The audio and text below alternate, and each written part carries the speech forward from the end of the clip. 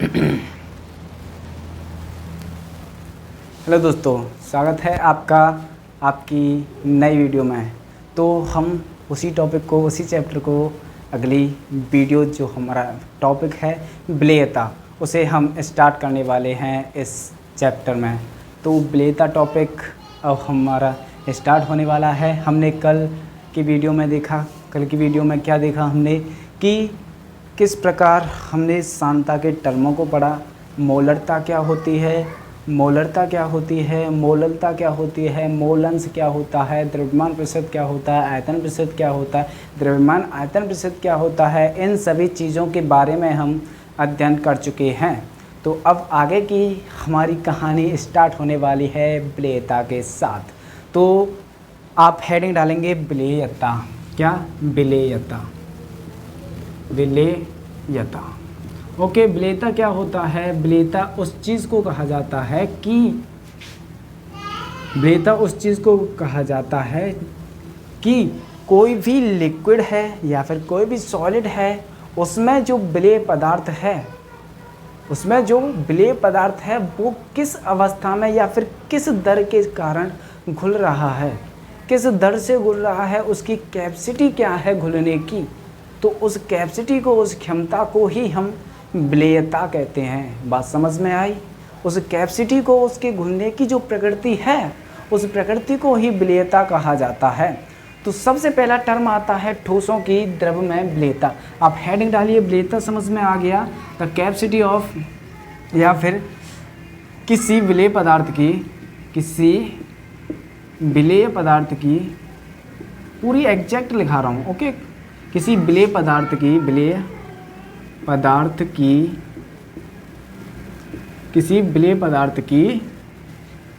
किसी विलायक में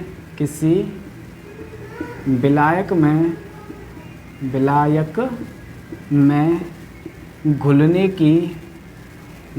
की क्षमता। ओके, किसी विलेय पदार्थ की विलायक में घुलने की क्षमता को विलेयता कहा जाता है। विलेयता कहा जाता है। अब दो टर्म आता है। अब कई प्रकार में हम इसे डिपेंड करेंगे, बट यहाँ पर मेनली दो पार्ट्स पढ़ेंगे। ठोसों की द्रव में विलेयता, क्योंकि द्रव जो लिक्विड पाया जाता है, द्रव जो सॉल्यूशन है वही ज़्यादातर हमें देखने के लिए मिलता है। तो उसी के रिगार्डिंग हम पढ़ेंगे। तो ठोसों की द्रव में विलेयता, सबसे पहली हेडिंग आप डालेंगे इसमें, ठोसों की द्रव में विलेयता। ओके, ठोसों की द्रव में विलेयता क्या होती है, इस चीज़ को देखेंगे। ठोसों की द्रव में विलेयता। ओके, ठोसों की द्रव में विलेयता क्या होती है। ओके, तो ये हेडिंग है ठोसों की द्रव में विलेयता। तो सबसे पहला आता है नेचर से इफेक्ट पड़ता है। हम इसमें पढ़ेंगे ठोसों की द्रव में विलेयता किस पर निर्भर करती है।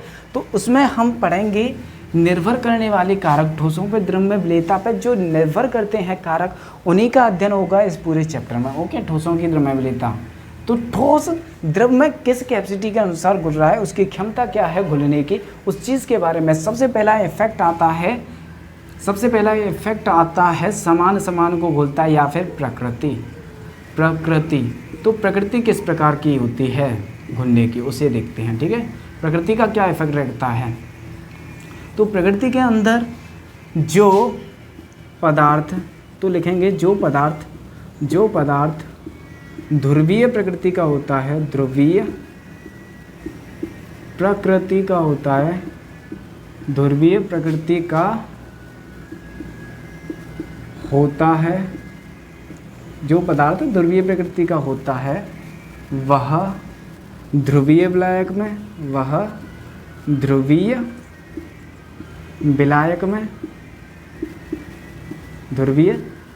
में, तथा जो पदार्थ अध्रुवीय प्रकृति का होता है, अध्रुवीय प्रकृति का होता है,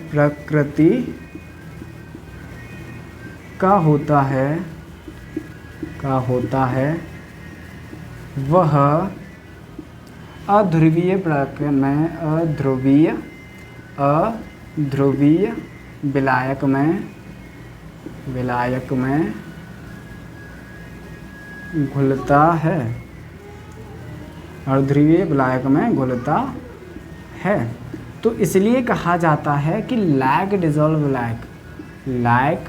डिज़ोल्व लाइक, यानी कि हिंदी में कहें तो समान समान को घोलता है। हिंदी में कहें तो समान समान को घोलता है, समान समान को घोलता है। अभी बताते हैं ध्रुवीय विलायक। आपने पढ़ा होगा क्लास 11th में कि ध्रुवीय विलायक क्या होते हैं। आपने अध्रुवीय विलायक पढ़े होंगे क्लास 11th में।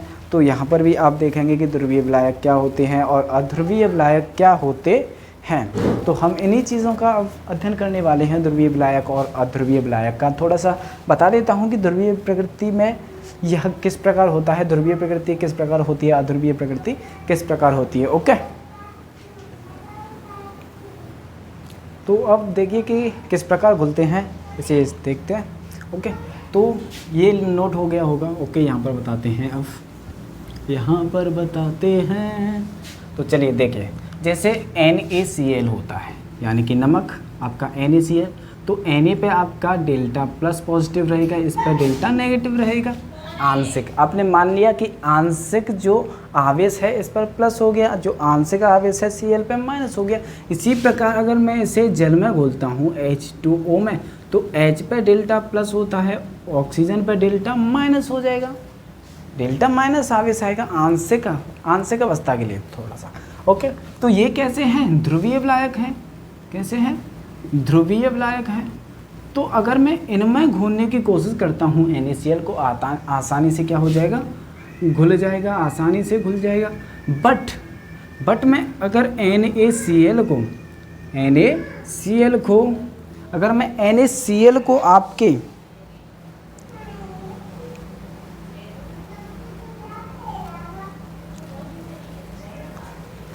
अगर मैं आपकी NaCl को नेफ्थेलिन यानी कि नेफ्थेलिन, अगर देखिए मैं आपकी NaCl को अगर नेफ्थेलिन तो नेफ्थेलिन में अगर मैं घोलने की कोशिश करूं, तो ये कैसा है, ध्रुवीय विलायक है, यह ध्रुवीय विलायक है। बट ये कैसा है, अध्रुवीय, यह अध्रुवीय विलायक है, अध्रुवीय। तो इसमें यह डिजॉल्व नहीं होगा। तो इस वजह से जो ध्रुवीय विलायक होता है वह ध्रुवीय पदार्थ में घुलता है, ध्रुवीय विलायक में, जो ध्रुवीय विलय होता है वह ध्रुवीय विलायक में घुलता है, जो अध्रुवीय विलय होता है वह अध्रुवीय विलायक में घुलता है। इसीलिए कहा जाता है लैग डिजॉल्व लैग। तो आगे की तरफ देखते हैं, आगे की तरफ और क्या है।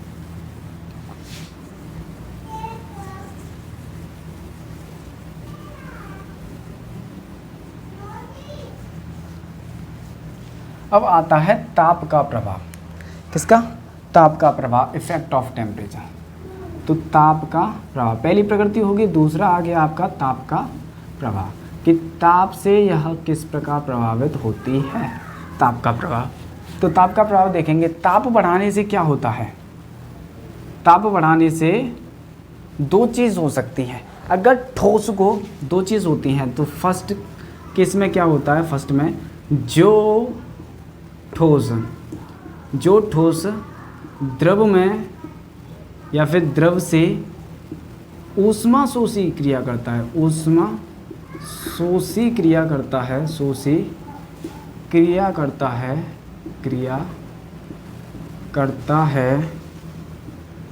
वह ताप बढ़ाने से, वह ताप तो ऐसे लिखेंगे, उसकी विलेयता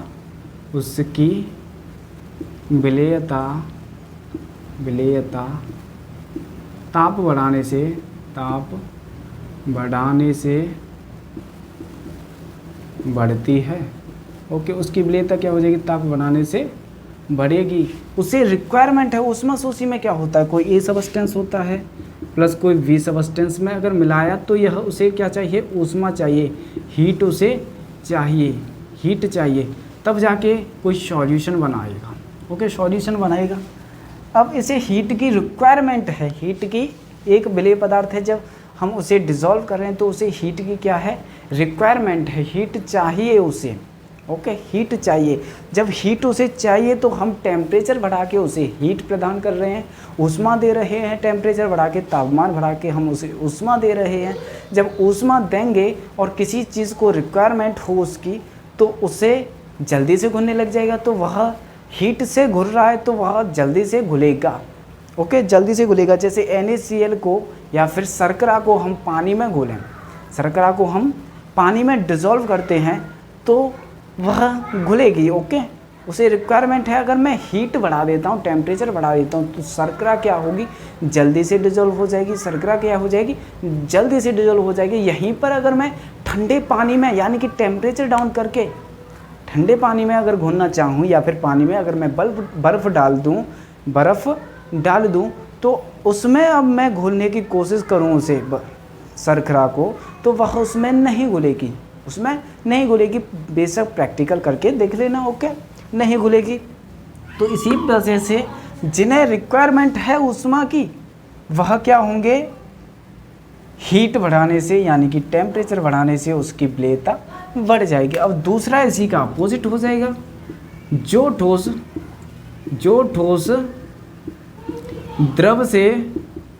द्रव से ऊष्माक्षेपी अभिक्रिया,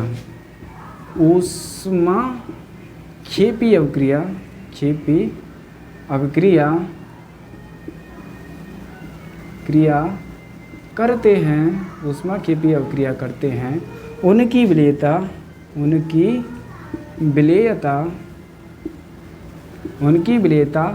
ताप बढ़ाने से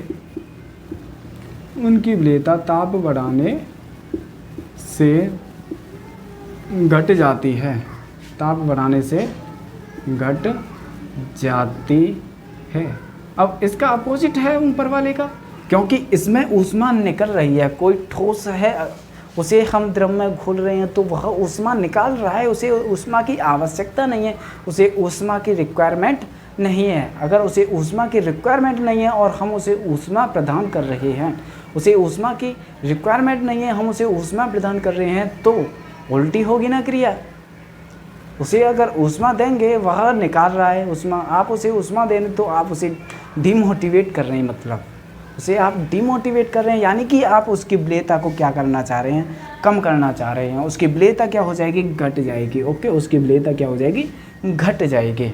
तो ताप बढ़ाने से द्रव, जब ऊष्माक्षेपी अभिक्रिया, ताप बढ़ाने से ठोसों की द्रव में विलेयता घट भी जाती है, बढ़ भी जाती है। तो ये डिपेंड करता है कि विलेय पदार्थ किस प्रकृति का है। अगर ऊष्माक्षेपी अभिक्रिया प्रदर्शित कर रहा है तो उसकी विलेयता घट जाएगी। अगर वह ऊष्मा शोषी अभिक्रिया प्रदर्शित कर रहा है तो उसकी विलेयता क्या हो जाएगी, ताप बढ़ाने से बढ़ जाएगी। ओके, तो ये था ताप का प्रभाव। ओके, ताप का प्रभाव। आगे की तरफ बढ़ते हैं, अब आता है दाब का प्रभाव। किसका, दाब का प्रभाव।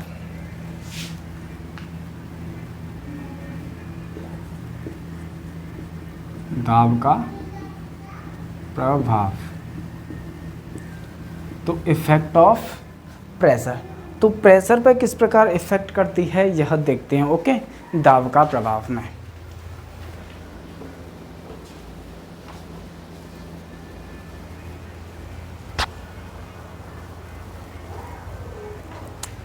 तो देखिए, okay, all everything is correct. तो देखिए दाब का प्रभाव। तो दाब बढ़ाने से क्या होता है, दाब बढ़ाने से क्या होता है, दाब बढ़ाने से जब किसी सॉल्यूशन बना रहे हैं और हम दाब बढ़ाएं तो जो ठोस होता है उसकी कंप्रेसिबिलिटी, उस ठोस की कंप्रेसिबिलिटी कैसी होती है, कम होती है। उस ठोस की जो कंप्रेसिबिलिटी होती है, संपीड़ितता कम होती है। तो जो ठोस, यानी कि ठोसों को द्रव में घोलने पर ठोसों की द्रव में विलेयता, ठोसों की द्रव में विलेयता पर दाब का कोई प्रभाव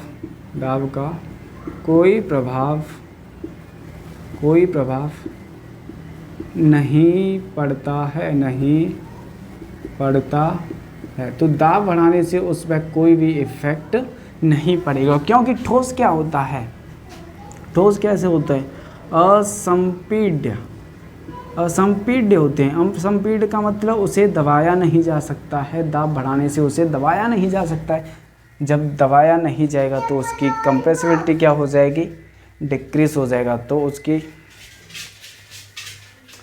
ताप बढ़ाने से द्रव्य विलेयता उसकी घट जाएगी। ताप बढ़ाने से उसकी द्रव्य विलेयता क्या हो जाएगी, ताप बढ़ाने से उसकी द्रव्य विलेयता पर दाब बढ़ाने से उसकी द्रव्य विलेयता पर कोई भी इफेक्ट नहीं पड़ेगा। ये था हमारा दाब का प्रभाव।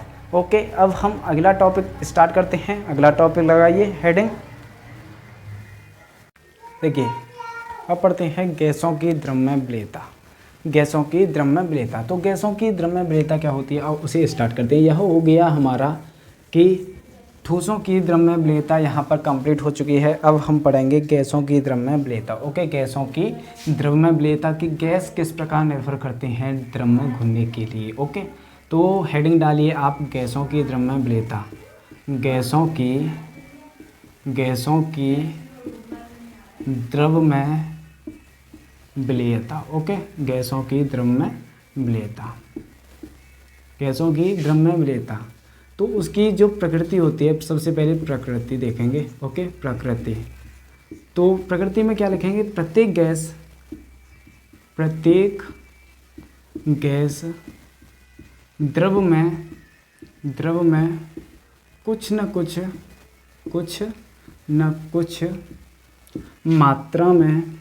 कुछ मात्रा में अवश्य घुली रहती है,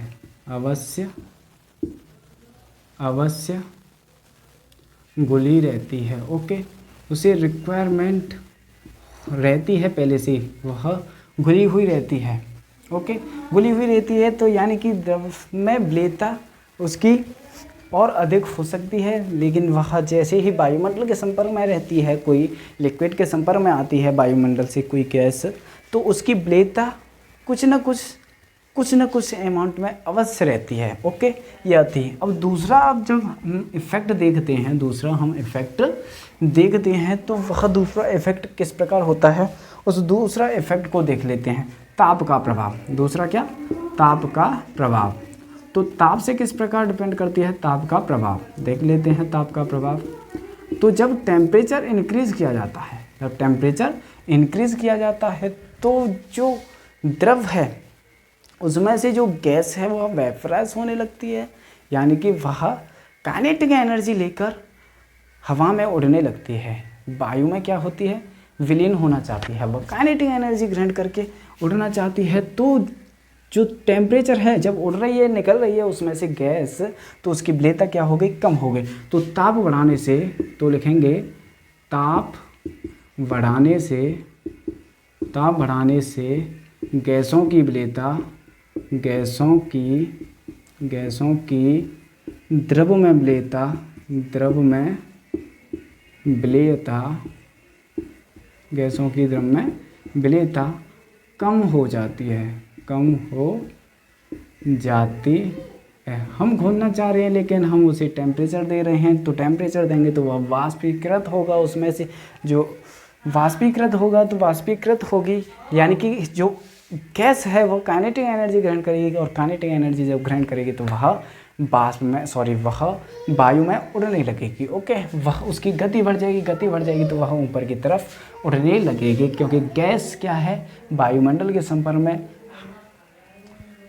ऊपर की तरफ रहती हैं, यानी कि वह ऊपर की तरफ रहती हैं, यानी कि हवा में उड़ने लगती हैं। ओके, यह थी गैसों की द्रव्य विलेयता। अब हम देख लेते हैं एक और इफेक्ट, दाब का प्रभाव। तो गैसों की द्रव में विलेयता, गैसों की द्रव में विलेयता पर दाब का प्रभाव, दाब का प्रभाव, दाब का प्रभाव। इसके अंदर आता है आपका हेनरीज लॉ, हेनरी का नियम, हेनरी का नियम। ओके, हेनरी का नियम, हेनरी नामक वैज्ञानिक ने एक नियम दिया, और वह क्या नियम दिया था कि किसी गैस को जब द्रव में विलय किया जाता है, तब अगर उसमें हम प्रेशर अप्लाई करते हैं तो उस प्रेशर पर वह किस प्रकार डिपेंड करती है, वह प्रेशर पर किस प्रकार डिपेंड करती है, यह दिया था हेनरी ने। तो लिखेंगे किसी गैस का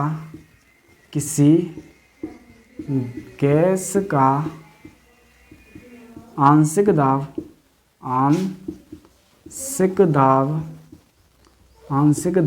P, आंशिक दाब मैंने P मान लिया, आंशिक दाब P उस द्रव में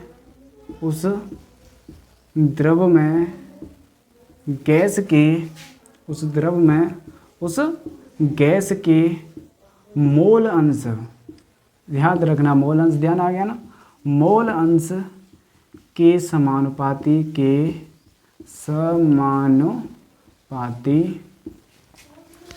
होता है। तो जो प्रेशर अप्लाइड कर रहे हैं हम, उस गैस में जो प्रेशर है, उस गैस का जो प्रेशर है आंशिक दाब P, पहले से ही कुछ ना कुछ होगा। तो जो आंशिक दाब P है उसका, वह किस पर डिपेंड कर रहा है, उसके मोल अंश पर डिपेंड कर रहा है, मोल अंश पर डिपेंड कर रहा है वह दाब। तो जो P है वह क्या है, डायरेक्टली प्रोपोर्शनल है गैस के मोल अंश यानी कि चाय के, गैस के मोल अंश यानी कि चाय के प्रोपोर्शनल है। जब इस प्रोपोर्शनल साइन को हटाया जाएगा और इक्वल टू में कन्वर्ट किया जाएगा, तब एक स्थिरांक आता है, उसे यहाँ पर कहा गया है KH इंटू चाय, KH इंटू चाय। जहाँ पर ये क्या है, जहाँ KH जो है यह है हेनरी नियतांक, हेनरी